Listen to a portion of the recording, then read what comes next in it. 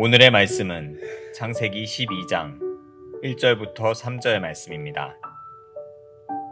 여호와께서 아브라함에게 이르시되 너는 너의 고향과 친척과 아버지의 집을 떠나 내가 네게 보여줄 땅으로 가라.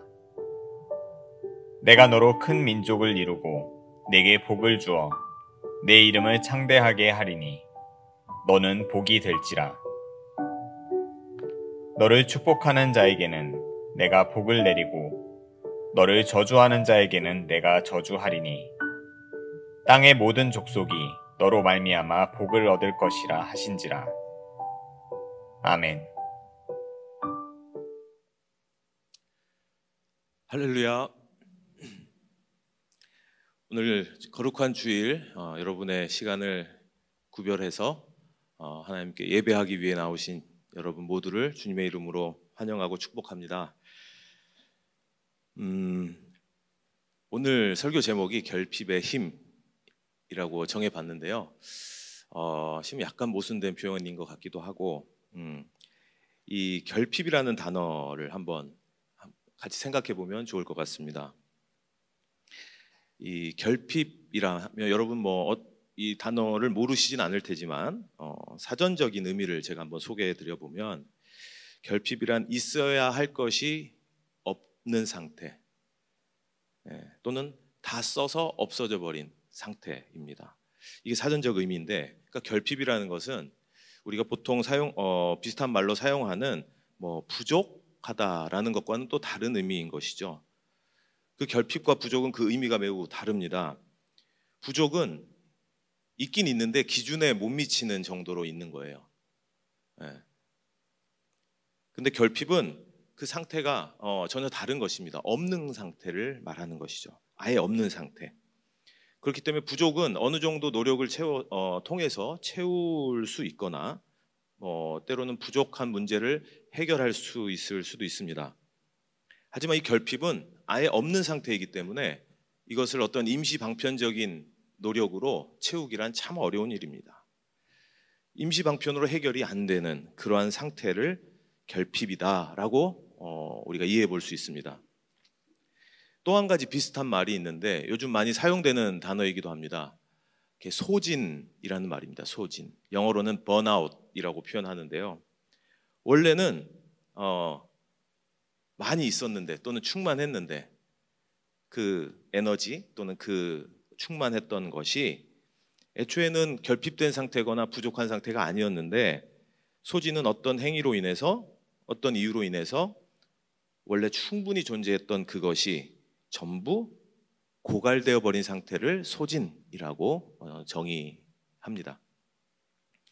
비슷한 뜻이긴 합니다만은 오늘은 이 결핍이라고 하는 단어에 좀 주목해서 오늘 우리에게 주시는 하나님 말씀 창세기 12장에 등장하는 아브람 이야기를 한번 나눠보도록 하겠습니다. 오늘 성경 본문 말씀은 여러분 잘 아시는 믿음의 조상이라고 부르는 아브라함이 아직 옛 이름이었던 아브람으로 살아가고 있을 때 주님께서 그를 부르시는 그 장면을 소개하고 있습니다. 그리고 그 주님의 부르심에 아브람과 그의 가족들은 주님의 그 언약, 약속을 믿고 순종하여 그들이 자리 잡고 있던 삶의 터전을 과감히 떠나게 됩니다. 그런 이야기가 오늘 창세기 12장 1절 이후에 쭉 나오는 이야기입니다. 근데 여러분, 우리는 이 말씀을 이렇게 보면서 내가 보여주는 땅으로 떠나라 하니까 아브람이 그 가족들과 함께 순종했구나, 떠났구나, 그냥 우리는 이렇게 믿거나 이런 이야기가 있었구나라고 알고 있습니다. 하지만 여러분의 삶의 터전을 정리하고 먼 곳으로 떠나게 된다는 일은 그리 간단한 문제는 아닙니다. 여러분의 삶에 한번 적용해 보시죠. 여러분이 그냥 몇 달, 몇 년 산 것도 아니고 여러분의 아버지의 세대 때부터 거기에 털을 놓고 거기에서 많은 사업을 벌이고 많은 어떤 그런 농작도 하고 농업을 하면서 많은 또 부도 축적하고 거기에 기반을 많이 잡고 있을 때 그곳을 하루아침에 정리하고 떠난다는 것이 어디 쉬운 일이겠습니까? 이걸 결코 우리는 당연하게 여겨서는 안 되는 그런 순간입니다. 그런데 어떻게 이렇게 과감한 삶의 변화를 실행에 옮길 수 있었을까요? 이 질문에서부터 시작하려고 합니다. 왜 이것이 과감한 삶의 변화냐? 우리가 어떤 상태에서 어떤 변화를 시도한다는 것이 왜 어려운지 간단히 한번 다른 개념을 소개해 보도록 하겠습니다. 여러분, 모든 생명체, 인간을 포함한 모든 생명체는요, 항상성이라는 속성을 강력하게 가지고 있습니다. 항상성. 항상성이라는 말이 좀 어렵게 느껴지실지 모르겠지만 말에 좀 힌트가 있죠. 항상성. 어떤 내가 현재 있는 상태에서 변화를 최소화하고 그냥 이 상태가 안정된 상태로, 즉 변하지 않고 이 상태로 계속 이 현 상태를 유지하려는 경향을 항상성이라고 부릅니다. 즉 현재 상태에서 잘 변화하지 않으려는 강력한 속성인 것이죠. 이러한 항상성은 우리 인간에게 당연히 동일하게 나타납니다. 우리 가족 시스템 안에서도 동일하게 나타나고요. 보다 크게 적용해 보면 한 사회나 국가 공동체도 이 항상성이 강하게 작용하고 있습니다. 그래서 인간은 또 인간으로 구성된 모든 공동체는 잘 변화하지 않으려고 하고 때로는 변화를 두려워하기까지 하는 것입니다. 여러분, 우리는요, 어떤 특별한 계기가 있지 않는 한 살면서 크고 작은 문제가 있다 하더라도 현재 상태에서 잘 변하려 하지 않아요. 그리고 실제로 잘 변하지 않습니다. 여러분, 연초에 작심삼일 뭔가 이대로 살 수는 없어, 뭔가 달라져야겠어 해서 거창한 계획 또는 소소한 계획을 세운다 하더라도 작심삼일이라는 말이 여지없이 들어맞는 가장 큰 이유는요, 쉽게 변하기란 참 어려운 일이기 때문에 어떻게 보면 당연한 것일 수도 있습니다. 그렇기 때문에 아브람이 오랜 기간 동안 살아왔던 곳을 떠나서 어디인지 정확히 잘 모르지만 주님이 보여주는 곳으로 간다라고 하는 것은 그리 간단하게 생각해 볼 수 있는 문제가 아닙니다. 근데 오늘 말씀을 보면 이 아브람은 아버지대로부터 많은 부를 일궈왔고 또 그렇게 일궈온 그 삶의 자리를 떠나는 엄청난 변화를 시도하는 것입니다. 우선 우리는 그걸 잘 이해하고 오늘 말씀을 살펴봐야 하는 것이죠. 방금 말씀드린 현재 상태의 안정적인 상태를 그대로 유지하려는 항상성이라는 이 강력한 힘, 이걸 넘어서는 더 강력한 힘이 작동했기 때문에, 뭔가 있었기 때문에 나를 그대로 머물게 하는, 변화하지 않으려고 하는 그 힘을 넘어서는 힘이 있었기 때문에 아브람은 주님의 약속의 말씀을 따라 변화를 시도하고 자신의 터를 떠나 새로운 곳으로 출발할 수 있었다는 것입니다. 이것은 분명 내가 이 상태에 계속 머물게 하는 힘보다 더 강력한 힘이 작용했다는 것이죠. 그러지 않고는 그 누르는 힘, 현재 이 상태에 머물게 하는 힘이 더 강하다면 떠날 수 없었을 것입니다. 오늘 본문 말씀은 창세기 12장 말씀이었는데요. 바로 직전인 창세기 11장에는 이 아브람 가문의 족보가 지루하게 길게 나열되어 있습니다. 가끔 성경 말씀 읽다 보면 이런 말씀까지 왜 있는 거야? 라고 의아하게, 저도 어렸을 때 그걸 굉장히 의아하게 여겼었는데 뭐 이런 거죠. 누가 누구를 낳고 누가 누구를 낳고 누가 누구를 낳고 끝도 없어요. 계속 낳고 계속 진짜 족보죠. 누가 누구를 낳고 이런 식으로 계속해서 소위 족보를 길게 나열하고 있는데 바로 이 창세기 11장에 아브라함의 가문의 족보가 길게 나열되어 있습니다. 이렇게 누가 누구를 낳고 쭉 이어지다가 창세기 11장 후반부에 아브라함의 아버지인 데라의 가계도를 설명하는 부분에 조금 자세히, 그냥 누가 누구를 낳고 끝나지 않고 좀 상세히 설명이 되어 있는데요. 저는 여기에서 여러분과 함께 오늘 나누고자 할 아브라함이 오늘 본문의 주님 말씀을 따라 현재의 상태를 떠날 수 있는, 현재의 상태에서 변화를 선택할 수 있었던 이유를 발견할 수 있었습니다. 바로 창세기 11장 30절 말씀인데요. 제가 한번 세번역 성경으로 읽어 드리겠습니다.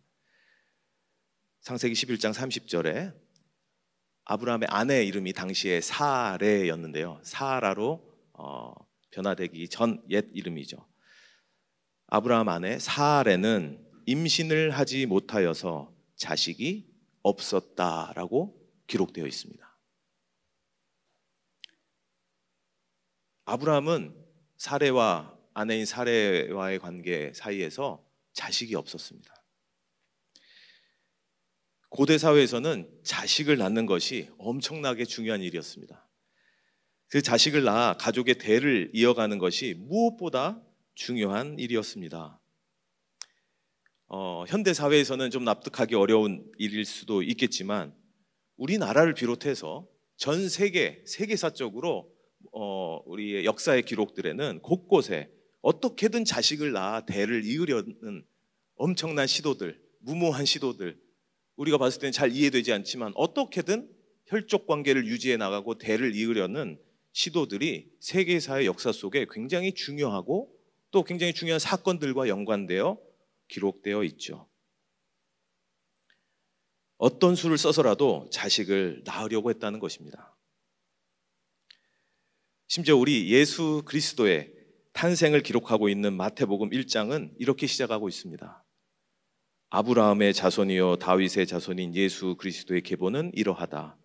아브라함은 이삭을 낳고 이삭은 야곱을 낳고 이런 식으로 말이죠. 그래서 자식을 낳아 대를 잇는다, 족보를 이어간다, 가문을 이어나간다라고 하는 것은 지금 우리가 생각하는 결혼관 또는 자녀를 출산하는 것과 관련된 어떤 선택적인 어떤 사회적인 인식과는 매우 다르고 필수적인 것이었다 해도 과언이 아니겠습니다. 자, 아브라함이 자식이 없었던 것이 현재 터전에서 떠나 변화를 선택할 수 있었던 주님께서 떠나라라고 하는 그 말씀에 따를 수 있었던 이유와 어떤 관련이 있을까요? 저는 이 창세기 11장 그리고 12장에 연결되어 나오고 있는 아브라함이 주님의 말씀에 따라 순종하여 자리를 떠날 수 있었던 이유를 바로 자신에게 나이가 들도록 자식이 없는 상태, 그 결핍의 상태가 주님의 말씀에 순종할 수 있는 강한 원동력이 되었다고 생각합니다. 조금 자세히 말씀드려 보겠습니다. 여러분, 새로운 곳으로 떠나라 라고 하면서 주님께서 소위 언약을 하시죠. 약속의 말씀, 언약을 하십니다. 오늘 함께 읽었던 말씀을 제가 다시 읽어보겠습니다. 주님께서 아브라함에게 말씀하셨다. 너는 내가 살고 있는 땅과 내가 난 곳과 너의 아버지의 집을 떠나서 내가 보여주는 땅으로 가거라. 그러면 어떤 약속을 하셨느냐면요, 2절 3절 말씀에 내가 너로 큰 민족이 되게 하고 너에게 복을 주어 내가 크게 이름을 떨치게 하겠다. 너는 복의 근원이 될 것이다. 너를 축복하는 사람에게는 내가 복을 베풀고 너를 저주하는 사람에게는 내가 저주를 내릴 것이다. 땅에 사는 모든 민족이 너로 말미암아 복을 받을 것이다. 저는 이 말씀 중에 아브라함이 내가 주님의 말씀을 따라 새로운 곳으로 떠나면, 비록 지금 이곳에 내가 머물러 있고 오랜 기간 동안 아버지 대로부터 살아왔지만 떠나게 되면 뭔가 큰 축복을 받겠구나라는 것에 마음이 흔들렸다고 저는 생각하지 않습니다. 왜냐하면 아브라함은 이미 엄청난 부자였거든요. 남부러울 것 없는 부자였어요. 당시 아브라함이 살고 있었던 하란이라고 하는 지방은요, 대도시였습니다. 이 대도시에서 엄청난 부와 많은 사람을 거느리고 있는 저쪽으로 가면 큰 복을 줄게 라는 것에 별로 흔들리지 않았을 수도 있지 않았을까 저는 상상해 보았습니다.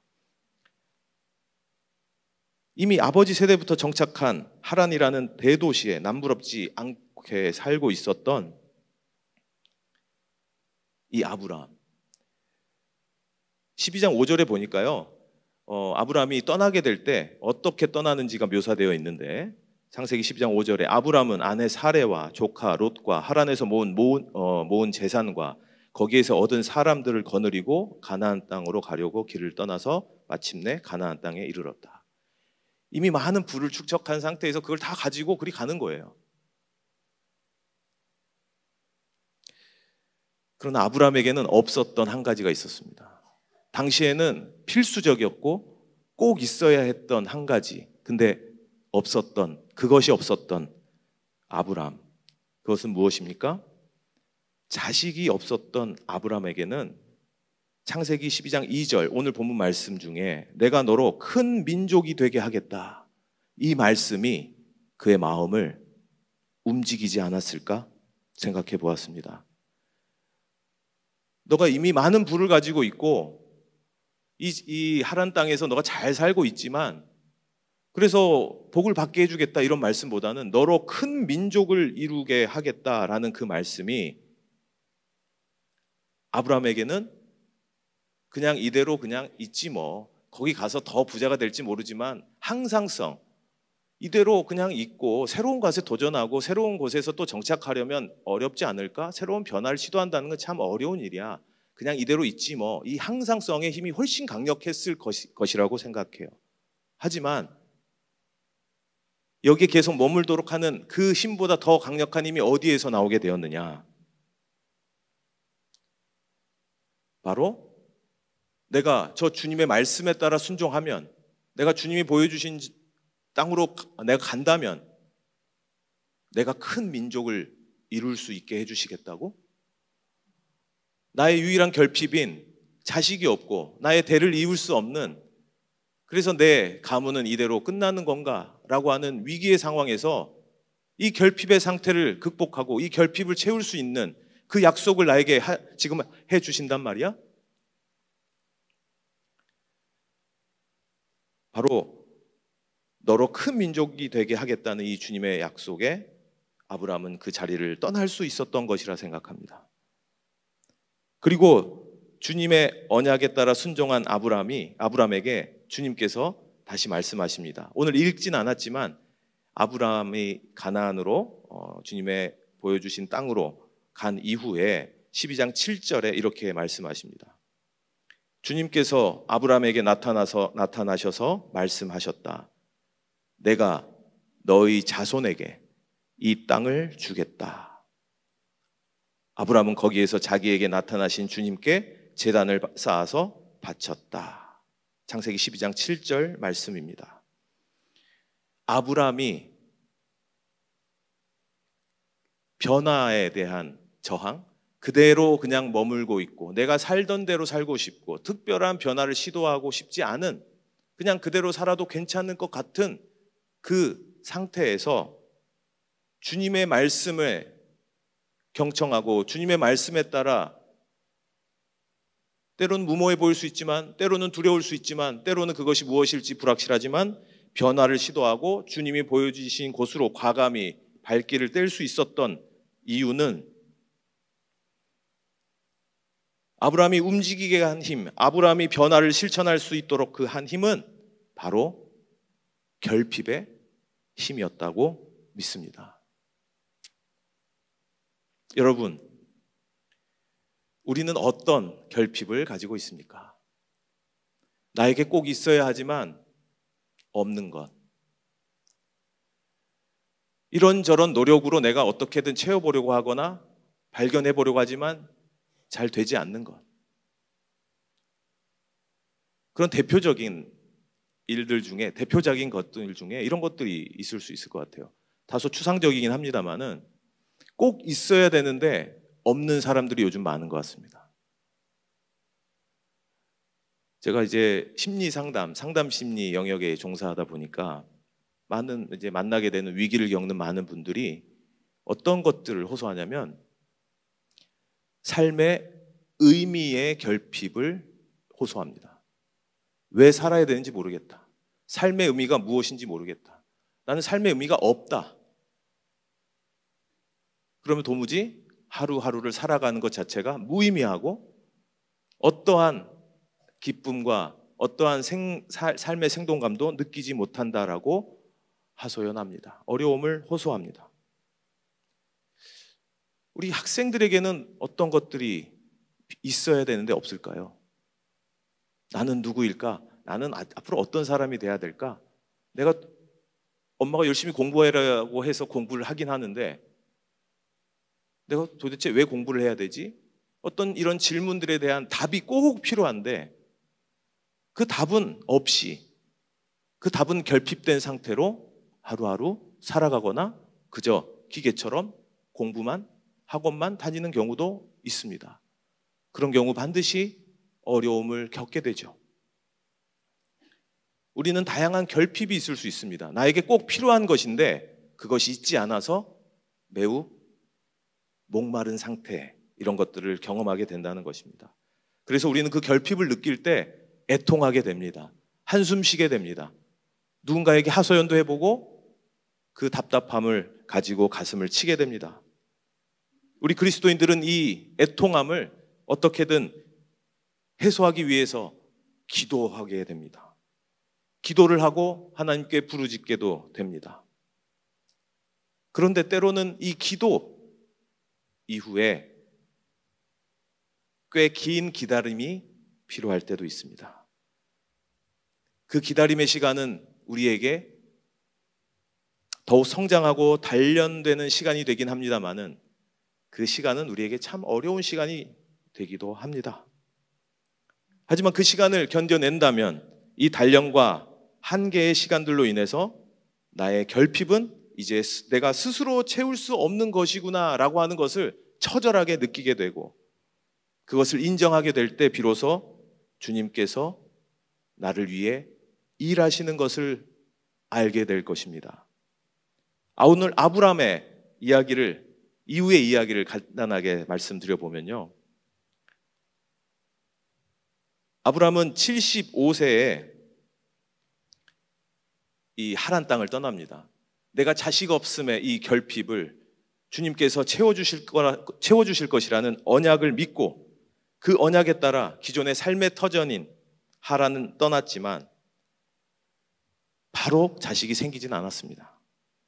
물론 너의 자식을 번성하겠다, 너의 민족을 큰 민족을 이루게 하겠다라는 약속의 말씀은 있었지만 그게 현실화되진 않았었어요. 그래서 여전히 자식은 생기지 않은 꽤 긴 시간들을 견디며 보내야 했습니다. 하란 땅을 떠나 주님의 말씀에 순종해 떠나왔지만, 그래서 아브라함은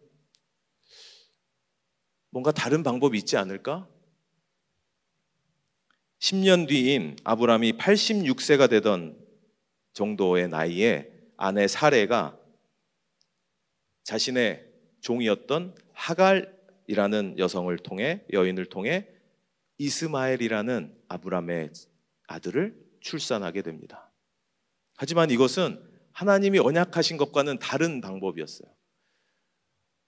아브라함은 못 이기는 척 아내 사레의 아이디어를 수용하긴 했지만, 아니 우리도 나이가 더 들면 아예 출산하지도 못할 텐데 하나님이 뭐 이렇게라도 우리에게 뭔가 하라고 하신 거 아닐까라고 하는 합리화와 인간적인 방법을 찾는 과정에서 당시에는 가능했던 아내 사레의 종 하갈이라는 여인을 통해 아브라함의 자식을 출산했다는 것입니다.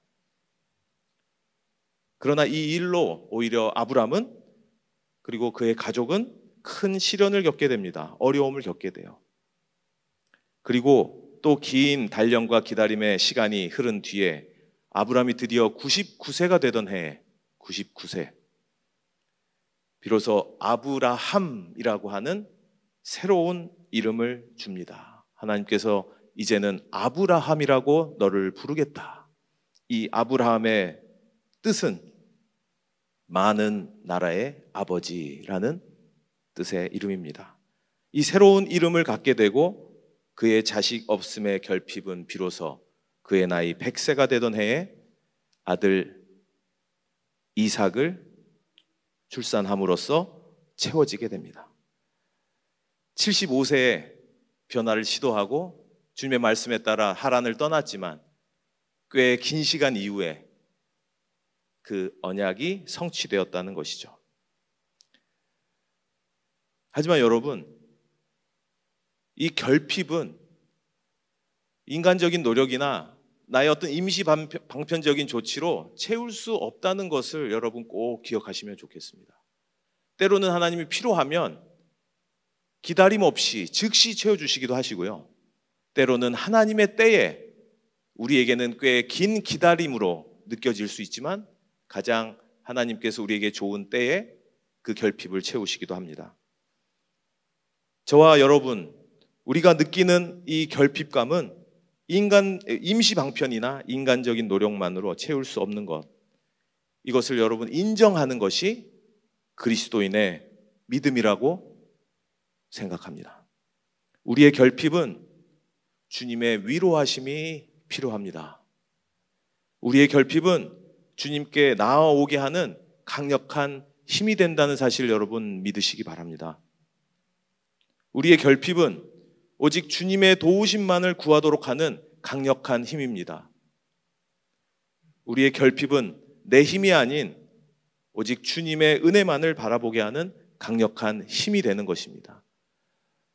내 결핍이, 나의 약함이 결국은 하나님을 전적으로 의지하고 그 하나님의 은혜 가운데 그 결핍이 채워줄 수 있을 것이라는 그 믿음과 신뢰가 바로 그리스도인의 믿음이라는 것입니다. 이 믿음이 없다면 우리는 어떻게든 세상에 나아가서 사람들을 통해서 그 답을, 그 결핍을 채우려는 노력을 할 수밖에 없습니다. 요한복음 4장 13절에서 14절 말씀, 우물가에 사람이 아무도 없는 시간대에 그곳에서 만난 우물가의 여인과 나눈 대화의 이야기입니다. 예수님께서 이렇게 말씀하십니다. 예수께서 대답하여 이르시되 이 물을 마시는 자마다 다시 목마르려니와 내가 주는 물을 마시는 자는 영원히 목마르지 아니하리니 내가 주는 물은 그 속에서 영생하도록 솟아나는 샘물이 되리라. 여러분, 목마른 사람이 우물을 파죠. 우리의 결핍은 내가 뭔가 해야만 할 것 같은 노력들을 하게 만듭니다. 그건 매우 자연스럽고 인간이라면 자연스러운 반응입니다.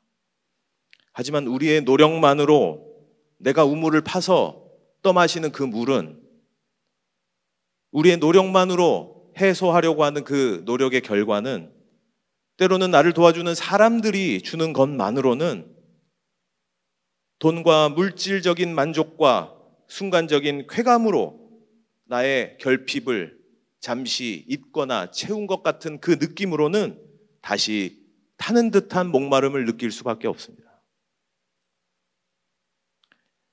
우리는 주님의 말씀으로 우리의 결핍을 채울 수 있습니다. 우리 주님의 말씀으로 우리의 결핍은 채울 수 있습니다. 하나님을 예배함으로, 범사에 주께 감사함으로, 그리고 주님께서 나의 결핍과 부족함과 소진됨을 반드시 채워주실 것이라는 그 신뢰의 믿음으로 우리는 살아야 하겠습니다. 이렇게 우리의 삶이 채워질 때 비로소 우리는 그리스도 예수 안에서 영원히 목마르지 않는 삶을 살 수 있는 것입니다. 오늘 이 예배, 그리고 여러분 한 주간의 삶 속에서 나의 결핍이 무엇인지 묵상해 보시면 좋겠습니다.